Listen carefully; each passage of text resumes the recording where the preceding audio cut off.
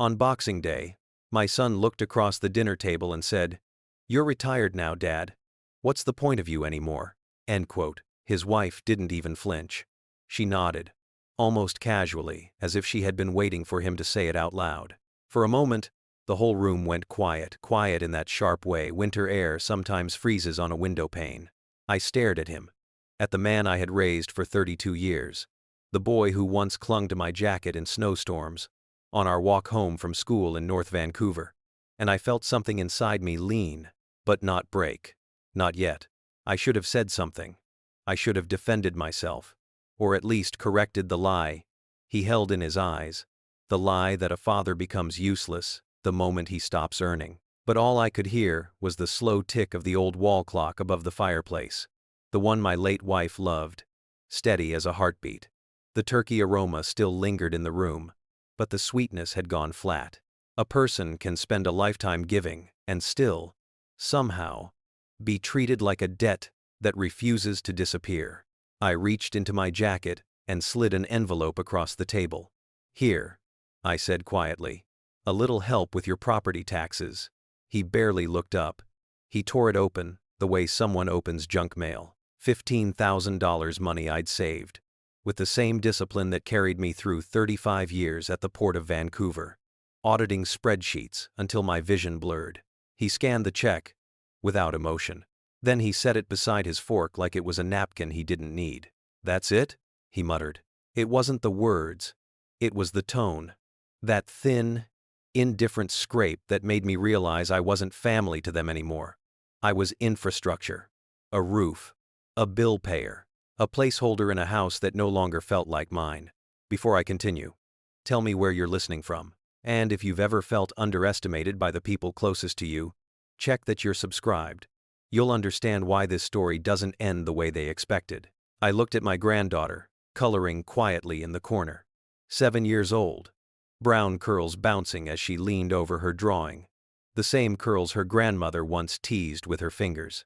She looked up at me with that innocent curiosity only children carry, and for a moment the weight in my chest grew heavier. I stayed in that house for her. I endured the whispers, the cold shoulders, the closed-door arguments. I convinced myself that love meant staying, even when staying hollowed me out. The house felt warm that evening, too warm. Jennifer insisted we keep the fireplace going all day because holidays should feel cozy. But the heat pressed against my skin like I needed to escape my own home.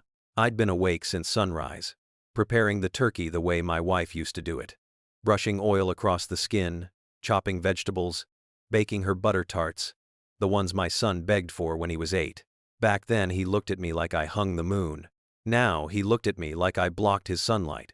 My knees ached when I pushed back from the table. 62 years old. Some days, I felt each one. I walked to the kitchen under the hum of the dishwasher, gripping the edge of the sink as if the porcelain could anchor me. The garden outside was dark, wet with December rain, branches sagging under the weight of it. My reflection stared back at me in the window, tired eyes, silver hair. A man who had built a life with love and discipline, only to be told he had no point anymore. I was going to let it go. I truly was. I was going to swallow the insult the way older parents do. Tell myself he was stressed. Remind myself that families go through seasons, but then folded between 2 recipe cards. I kept on the counter. I noticed something that didn't belong. A bank envelope. My name printed on it. A stamp from a branch I'd never visited. I opened it slowly. Inside was a document authorizing a redraw against the house, the home my wife and I had paid off after decades of work. And there, at the bottom, sat my signature. Except, it wasn't mine. My throat tightened. The room seemed to tilt a little. I traced the ink, the hasty slant of the letters, the mismatched loops. My hands knew my own handwriting better than my heartbeat. This wasn't it. This wasn't me. Someone had signed my name for a redraw of $80,000. Footsteps approached behind me. "Dad," my son said, voice cold but pretending to be reasonable. "We need to talk about our living situation. We can't keep feeling like guests here. It's now in the manor. It's now in the back. Guests. In the home I built. In the home my wife died in. In the home I let them stay rent-free for 4 years." I turned toward him, the envelope still open in my hand. He didn't even glance at it.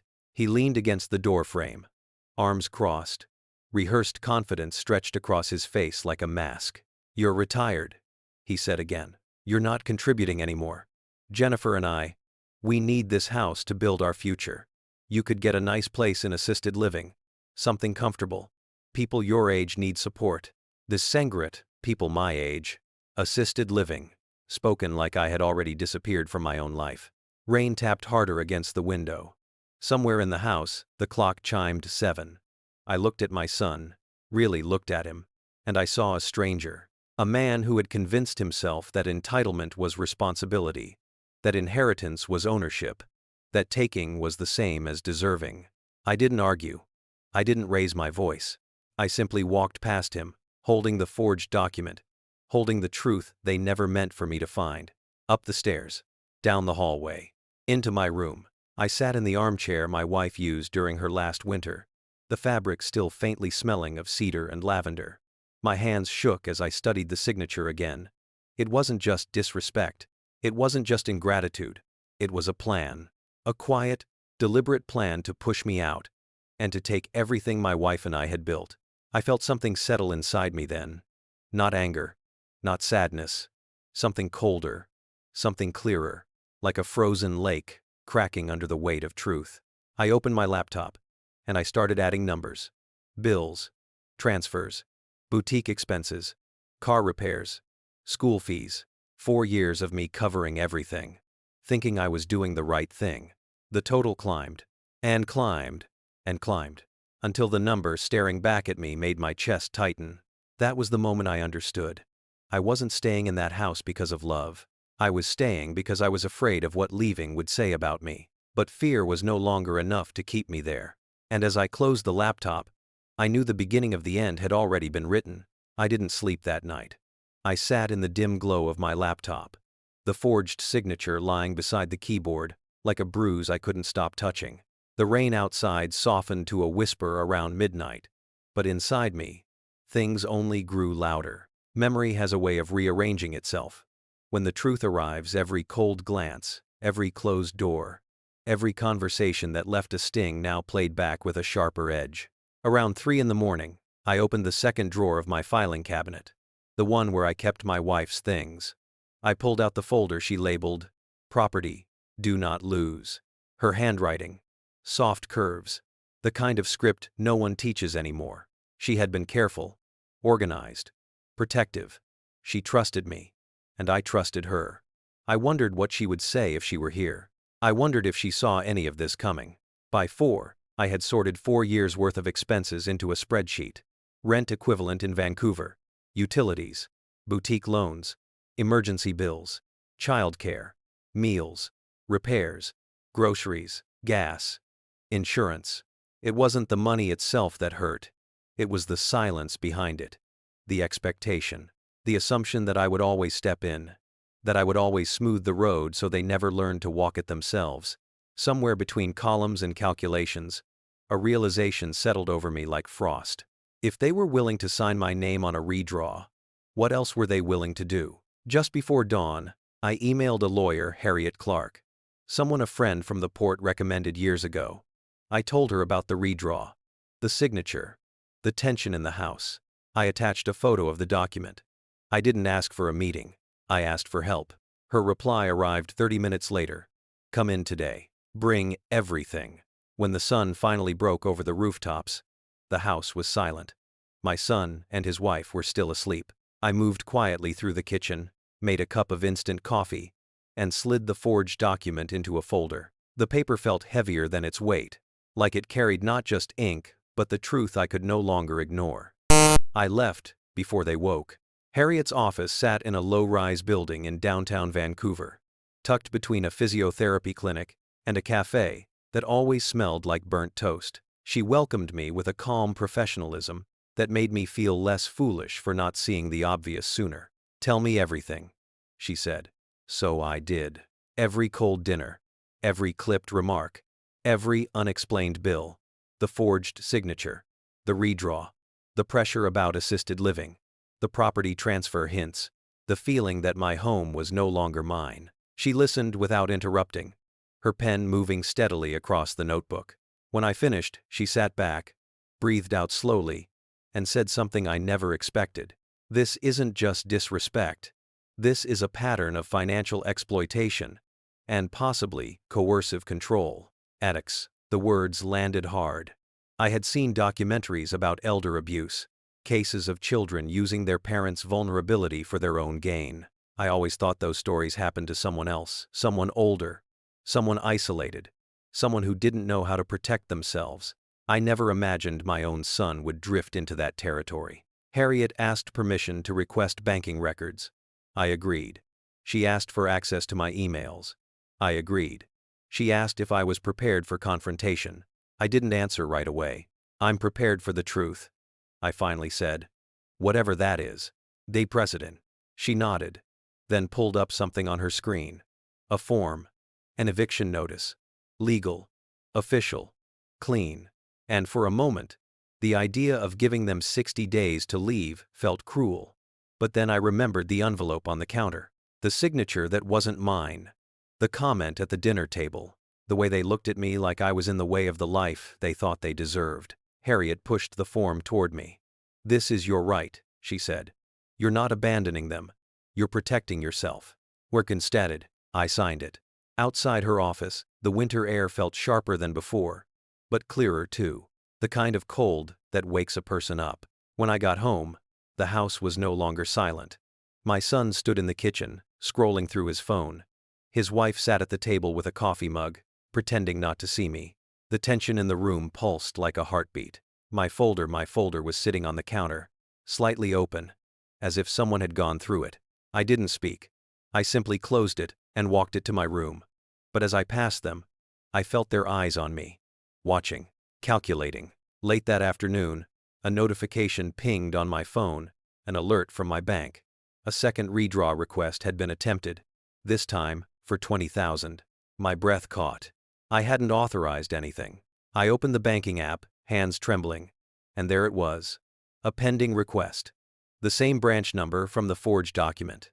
My signature copied, traced, then pasted into the system. That was the moment the quiet inside me cracked. I walked into the living room, where they sat on opposite ends of the couch, scrolling through their separate worlds. We need to talk, I said. My son sighed, deep and theatrical. Dad, not now. We're tired. Missed? No, I replied softly. You're caught. Was live today. He looked up sharply. His wife froze mid-scroll. I placed the phone on the coffee table, the screen glowing with the redraw request. You want to explain this? I asked. His jaw tightened. It's for the family. Welt. For the boutique, his wife added. You know we're struggling. And you forged my name. That's Xero. My son stood, anger rising in him like steam. We borrowed from what will be ours someday anyway. You shouldn't make this so dramatic. 8. So dramatic. I repeated gently. You signed my name. Twice. He's would now a. It was necessary. He snapped. If you weren't so controlling, we wouldn't have to do things this way. There as well, control. A word people use when they want something that doesn't belong to them. I didn't argue. I simply said, you'll receive a notice tomorrow. Add. These coming. His expression faltered.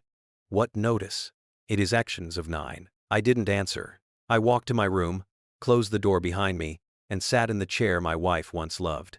The house was quiet, but inside that quiet, something new was forming resolve. A calm, steady resolve that no longer needed their approval, their gratitude, or their permission. I stared at the plane of light cutting across the floor from the hallway.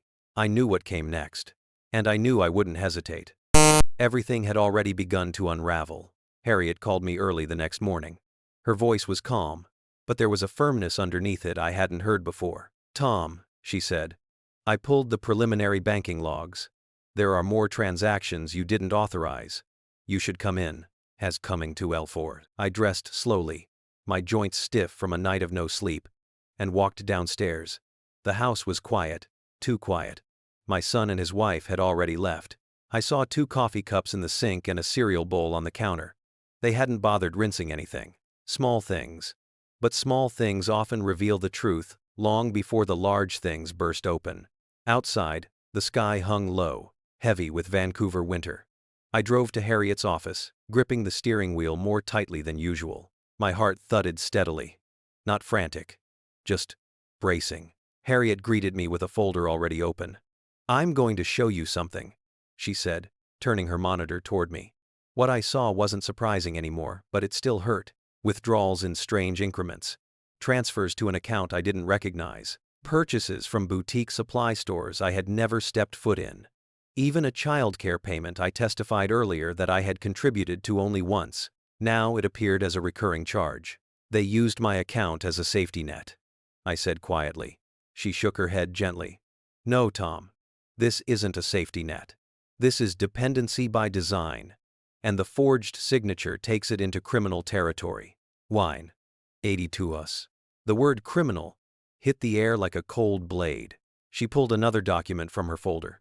"This," she said, "is something you need to see." It was an email, forwarded from the law firm that had handled my wife's will years ago, an inquiry sent from my daughter-in-law's email address.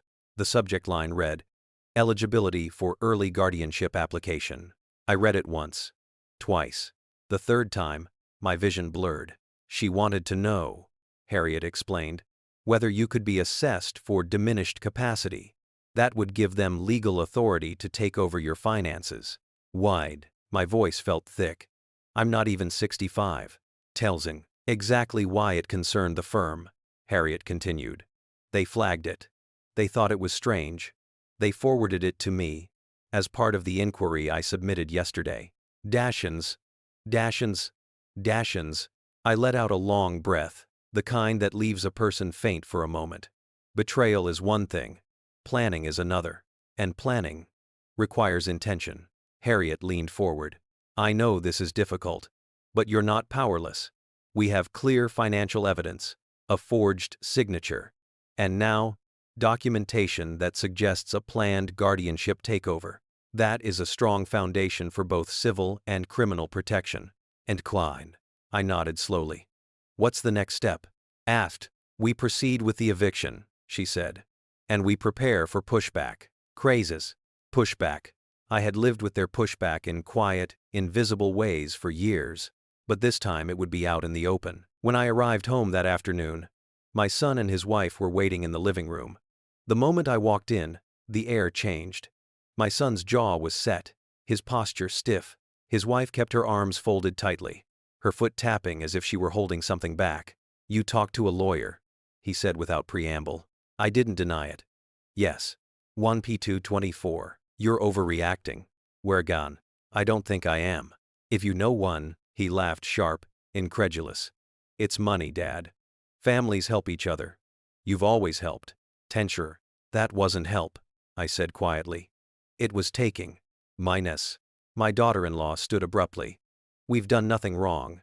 You're just sensitive because you're getting older." Older. Always the same word. Tossed like a dart meant to pierce.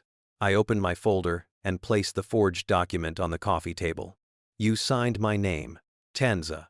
Granding. My son's face shifted. "Not guilt calculation. We didn't forge anything. You're just forgetting. You're tired. You've been tired for years." Edit. Malady. A chill ran through my spine. That was the moment I truly understood the depth of it, the way they would twist anything to make themselves right. The way they would use my age as ammunition. The way they had rehearsed this narrative long before I discovered the document. I didn't raise my voice. I didn't need to. "You'll receive formal notice tomorrow," I said. My daughter-in-law shook her head. "You can't do this. We have a child." "That'er. Davin down." "I know," I answered. "And that's why you'll have 60 days instead of 30. Axer." My son stepped toward me, his voice low. "If you think kicking us out will give you peace, think again. You'll end up alone." He stepped at dusk. I held his gaze, steady. "I already have been." Quest. I left the room before they could respond, walked upstairs, and closed my bedroom door. The house, once filled with laughter, now echoed with tension, accusation, and something darker that had grown slowly over time. Entitlement. I sat in my wife's old chair again. The fabric had become my place of truth. I imagined her beside me. Imagined what she would say. The way she would lift her chin when something no longer made sense to her. "Tom," she would say, "don't let people confuse your kindness for permission." White 200. As the sky dimmed outside, I turned on the small lamp beside me and opened my laptop again. I read through Harriet's notes, the evidence she collected, the official language that felt so foreign and yet so necessary now. Financial exploitation, forged authorization, guardianship inquiry, potential coercion. It was surreal seeing my life summarized in legal terminology. But in a strange way, it also clarified everything. When you name something, you can fight it. When you understand it, you can resist it. When you acknowledge it, you can free yourself from it. Later that evening, I heard muffled voices downstairs, an urgent conversation between my son and daughter-in-law. Words like, "He can't do this," and "We'll contest it," and "He's slipping," floated through the floorboards like smoke. They were laying the foundation for a story they planned to use against me. But they didn't know what I had now. They didn't know what Harriet uncovered. They didn't know that the truth they tried to bury had already begun to surface. And they didn't know that by this time tomorrow, everything in this house would shift. I closed the laptop, leaned back, and let out a long breath. Sometimes justice doesn't arrive in a burst. Sometimes it begins with a signature that isn't yours, and the moment you finally decide to stop pretending you don't see it. Tonight, the house felt different, still cold, still divided, but no longer suffocating. Not for me. Tomorrow would bring the legal papers. Tomorrow would start the unraveling they never expected. And tomorrow, I would take back what was mine. When morning came, the house felt colder than any winter wind pushing in from the harbor. I walked downstairs with the eviction notice tucked inside a plain envelope. I didn't intend to hand it to them with drama or anger. I simply intended to reclaim what was mine, and to protect whatever was left of the dignity I had been losing piece by piece. Neither of them was in the kitchen. The coffee pot was still warm, a sign they had already started their day, somewhere in the house, plotting what came next. I placed the envelope on the counter, not hidden, not displayed, just there, a truth waiting to be read. As I headed toward the door, my phone buzzed. It was Harriet. "Tom," she said, "I've received something you need to be prepared for." "Whatting?" My chest tightened. "What now?" "It's 7 times like now that is never one. A lawyer representing your son contacted my office early this morning.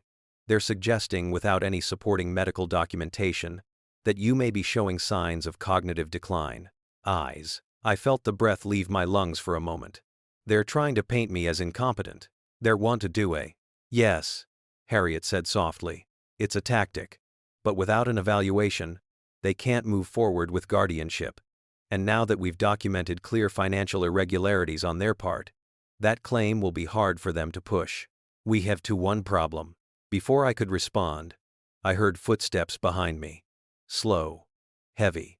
My son entered the room with a determined expression, his wife right behind him, her arms crossed as if she were bracing for a confrontation she believed she would win. "You left this for us?" he asked, holding the envelope. "Yes." "Too braided."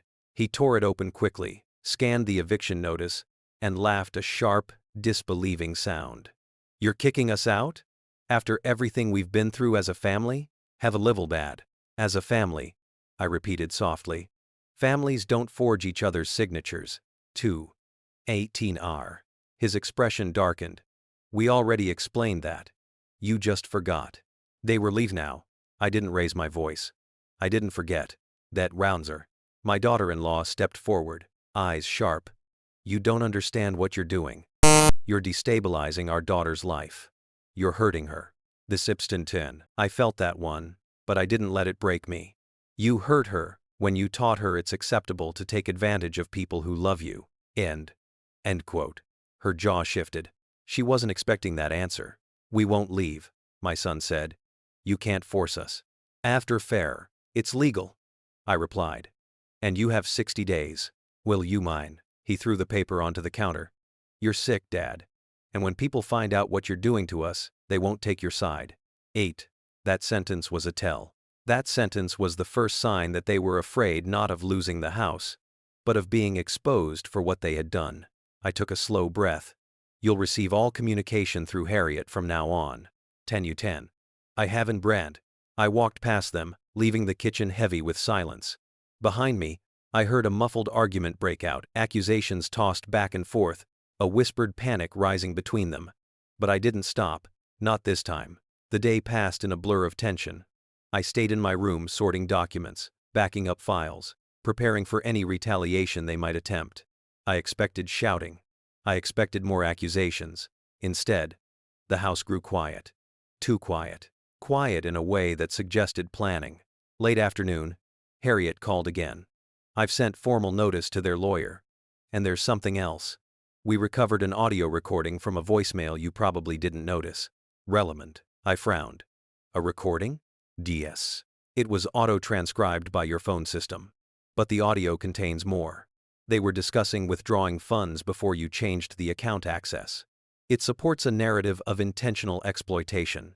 Guys woes. I sat down slowly. How did we get that? End quote. You forwarded your voicemails automatically to my system when you gave me access, she said. It's legal. And it's useful. 2A. Cuttings. My hands trembled slightly. Not from fear, but from relief. The truth was no longer just in my memory. It was documented, preserved, tangible. Tom, Harriet continued, you're on solid ground. But I need you to be cautious. People who feel cornered often escalate. Watch Tad. Watch Tad. Her words lingered in me long after I ended the call. That evening, as I was cleaning the last of the dishes, I heard my son's footsteps approach. Slow, deliberate. We want to talk, he said. I nodded but didn't sit. My daughter-in-law spoke first. Our lawyer says we can fight the eviction. We can prove you're not capable of managing your affairs. We can't vary too. I looked at her calmly. Based on what evidence? Ask. She hesitated. Just for a fraction. Based on your behavior. You've been forgetful. We have doing. Have I? I asked gently. Or have you been hoping I was? That bay. Her eyes flickered. My son stepped closer. Dad, stop this. Just transfer the house. You don't even need it. You're alone. You have no one left. Thanks for watching. I have myself, I replied. And that's enough. End realm. End quote. He scoffed. You're destroying this family. With 2-1. I felt something shift inside me then, not anger. Clarity. No. This family was destroyed the moment you believed my value depended on what I could give you. It's second, they first free, for a heartbeat. No one spoke. Then my daughter-in-law exhaled sharply and grabbed her coat. We're calling our lawyer. This isn't over. And They stormed out, slamming the door. The house shook, but I didn't. I went upstairs, into my room, and sat in the chair where truth always settled easiest. The window rattled with the night wind, and for a moment, I closed my eyes and felt my wife's memory settle beside me, steady and warm. The next day brought something I hadn't expected, a knock at the door. When I opened it, a neighbor, Mrs. Patel, stood on the porch, her hands folded tightly. I don't mean to intrude, she said softly. But I saw your son take a stack of mail from your box last week. I thought it was strange. Dabutame. Her voice trembled. She wasn't trying to get involved. She was trying to do the right thing. Thank you, I said. It helps. Everyone. She nodded, relieved, and walked away. That single moment, a neighbor stepping forward, felt like a shift, a validation, a quiet affirmation that I hadn't imagined everything, that people had seen things I hadn't seen. That truth has a way of finding its way to the surface, even when those who fear it work so hard to keep it buried. That night, I sat at my desk and drafted a letter. Not a legal one, a personal one. Something I'd been avoiding for too long. A letter to myself, a promise. I will not allow myself to disappear in a house I built. I will not trade my dignity for peace that isn't real. And I will not let injustice grow where love once lived. I folded the paper, placed it inside my journal, and closed it gently, because I knew the next chapter wouldn't take place inside this house. The next chapter would begin the moment I stepped away from it. The morning I left the house for the final time, Vancouver rain fell in thin, steady lines, the kind that clings to your coat and settles into your bones. I stood in the doorway with 2 suitcases beside me, one filled with clothes, the other with the remnants of a life I refused to let them erase. Photos of my wife. A journal filled with notes she once wrote. A ring she asked me to keep close. Nothing else felt worth carrying. The eviction had become real the previous afternoon. Harriet called to confirm the paperwork was filed. The timeline set. The legal boundaries in place. "You've done what you needed to do, Tom," she said. "You protected yourself." 200. Still, the house was heavy, with everything it once held. Memories don't disappear just because people change. They linger in the corners, in the dust on the baseboards, in the scratches on the floors where my son once played with his trucks. I couldn't bring myself to resent those marks. They belonged to a time before things hardened. I looked around one last time. The kitchen where we baked holiday cookies. The living room where my wife read aloud on winter nights. The hallway our granddaughter toddled down at 13 months. If walls could grieve, these ones would have. I locked the door, slid the key into my pocket, and stepped away. Byron Bay welcomed me the way the Pacific sometimes does, with a slow wave and a long breath. I had booked a small rental above a cafe, a place that smelled of roasted beans and ocean salt. The landlord, a retired teacher named Eliza, handed me the keys with a smile that carried no expectation, no burden, no history. "You'll find your rhythm here," she said. I wanted to believe her. The first days were strangely quiet. I'd wake to the sound of gulls, make coffee, sit on the balcony, and watch the horizon unspool across the morning sky. The quiet wasn't lonely, it was clean, a kind of stillness I had forgotten existed. Afternoons, I walked along the shoreline, letting waves wash over my shoes, letting the salt breeze tug at the heaviness still clinging to me. Some evenings, I wrote. Not letters, not documents, just thoughts, reflections, the kind of writing that helps a person stitch themselves back together. A week later, Harriet called with news. "They left the house today," she said. "Keys have been returned. They didn't fight the 60-day order after all. Heed trials. It's over." I exhaled a slow, unsteady release. "There's more," she added. "A buyer has made an offer. Higher than expected. There is now as now. And after C." She gave me the number. It was enough to carry the rest of my life without fear. Enough to give me the one thing money often fails to guarantee: freedom. I thanked her, ended the call, and sat with the news like a stone settling in sand. Later that evening, as the sun dipped below the water, I opened my laptop. A new email notification appeared, one I didn't expect. From my granddaughter. "Hi, Grandpa. Mom said you moved far away. I know things are weird with Dad. I miss you. Can we talk sometimes? Only us? Love, Emma." I read her message twice, then a third time. Children see truth more clearly than adults because they haven't learned how to hide from it yet. I typed a reply with careful hands. "Yes, sweetheart. We can talk. Only us. Saturdays, your time. And you don't ever have to pick a side. Just be you. That's enough." Her response came 20 minutes later, all exclamation marks and excitement. It was the first uncomplicated moment of happiness I'd felt in months. In the following days, I found myself settling into something like a new beginning. I tried surfing lessons from a local instructor who insisted no one is too old to learn. I fell more often than I stood, but each fall felt strangely liberating, like shedding another layer of the past. Eliza invited me to a small community dinner. People asked about my story. I shared a version of it.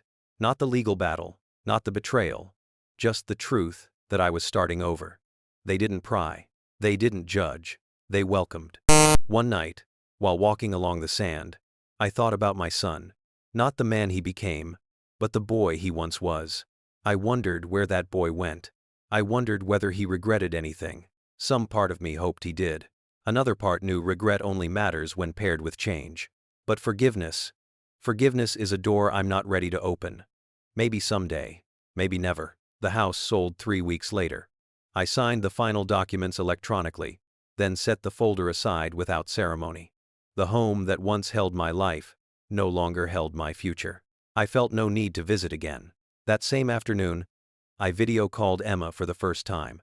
Her smile filled the screen wide, bright, missing a front tooth. She showed me her new art project, her school sticker chart, her favorite seashell she found on a family trip. When she asked if I was happy in my new place, I told her the truth. I'm learning to be, I said. Grandpa, she whispered suddenly. Dad cries sometimes. But I don't tell him we talk. I don't want to make anything worse. It is to him. My heart tightened. Children should never have to carry adult burdens. You're not responsible for any of that, I told her gently. You're just a child. You deserve to laugh and draw and climb trees. The grown-ups will handle the grown-up things. It's good. Capturate. She nodded, relieved. And I knew then that our connection would survive, even if other relationships did not. When the call ended, I stepped outside onto the balcony. The evening breeze carried the scent of eucalyptus and sea spray. The world felt wide again. Wide in a way that made me realize how small I had allowed my life to become inside that house. Justice hadn't come in a dramatic sweep. It arrived slowly, through truth, through boundaries, through the quiet courage of walking away. Healing, too, didn't arrive all at once. It came in moments. A child's email, a morning tide, a neighbor's kindness. The first time I stood on a surfboard for more than 3 seconds. Tonight, as I watched the last sliver of sun sink below the water, a thought settled in my chest. Calm, firm, undeniable. I didn't lose a home. I reclaimed my life. And sometimes, the greatest victory is choosing not to disappear. Tell me, would you forgive them, or would you choose justice? Subscribe for the next true Canadian family story. And tell me the city you're listening from.